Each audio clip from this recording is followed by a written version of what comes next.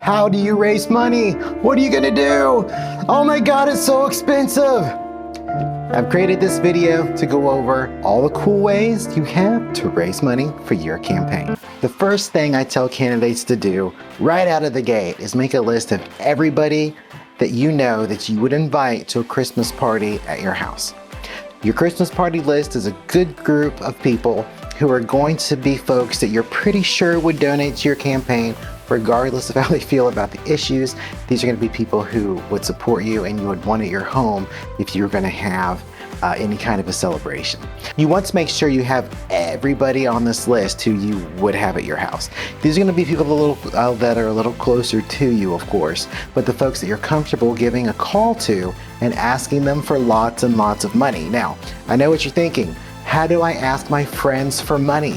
Well, you're not asking them to just give you money. You're asking them to invest in your vision. And you need to coordinate how much you ask for based on what you think they can give and what they're actually willing to give you. Sometimes this is a difficult process for candidates because they're nervous about asking, but sometimes they'll ask someone who they think of as a really good friend who won't give them money and they get mad. Just remember not to get upset if someone will not donate to your campaign who you have a good relationship with. So a word of caution, I've got a lot of really good friends that are socialists, communists. I actually don't have any friends that are Democrats, come to think of it, but you know, they suck anyway, so that's all right. Who love me, but donating to me to carry out the right-wing agenda is just not something that I would expect them to do, and I would never ask them to. And so you need to keep that in mind to know whether or not they would contribute to you because you are going to be running for office under a banner, under an ideology. So just think about that. So your fundraising list is going to be what gets you started in what we call seed money. And the seed money is the beginning money, the money that you plant so everything else will grow or something like that. So what you're going to do with this money is this is going to be the beginning. If you're nervous about asking them for a large amount of money, just ask them for a small amount of money. I think calling up a list of 100 or 200 people and just asking them for $20 to get things rolling is a great idea. Asking them for 100 just to get things rolling is better, depending on the side of the race. But just keep that in mind because you can always go back and ask them later. Of the people who give to you the first time, I'd assume about 80% of them will probably give to you a second time. If they're people that you know, that statistic could be higher, but people who have given online donations in the amount of $5, about 80% of them, when you send them a follow-up email 30 days later, will donate another $5. So keep that in mind. So the second list is going to be people that you would invite to a business event, a business party. So this is a good opportunity for you to say, if I were having an office party just to invite all my business associates, these are the people that I want to call for that. And you should have hopefully a bigger list if you have your own business.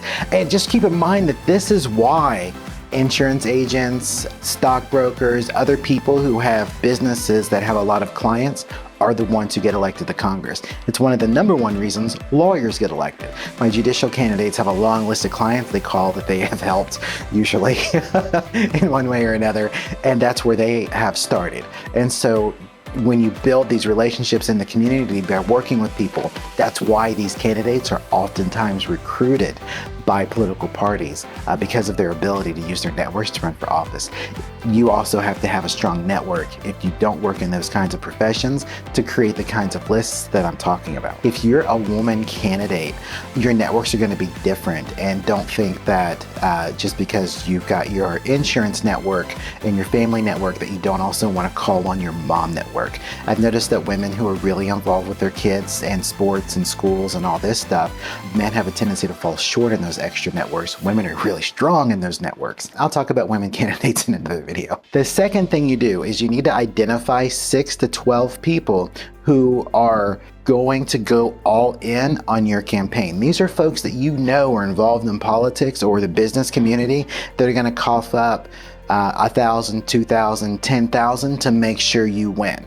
You want to have 6 to 12 of these people on a finance committee. You're going to ask them for several hundred or several $1,000s, depending on the size of your race, to invest in being on the finance committee. They're going to follow that up by committing to raise about that much money themselves on top of what they've donated. And so your finance committee can all on its own easily bring in your first 50 grand, your first 300 grand, depending on the size of the race and the strength of your network.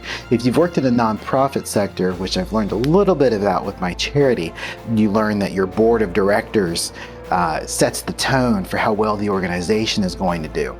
The finance committee is that for you in the political world. So between your initial fundraising lists, from your work people, from your who's going to come to your Christmas house, from your mom network or homeschool network, you've got a great place to go and a lot of phone calls to make to raise money. And that's great. That's where your seed money comes from. Once you've assembled your initial seed money, you've got an important question to ask about what kind of investment you want to make in your campaign. The average state legislative race, if you're starting off, is going to cost you between $60,000 and $80,000. Usually candidates for that self-finance. If it's going to be a more expensive race, then you have to decide how far you're willing to go without selling your children to the devil or anything like that. So keep that in mind, but you need to come up with as big of a number as you can, commensurate with your commitment to winning.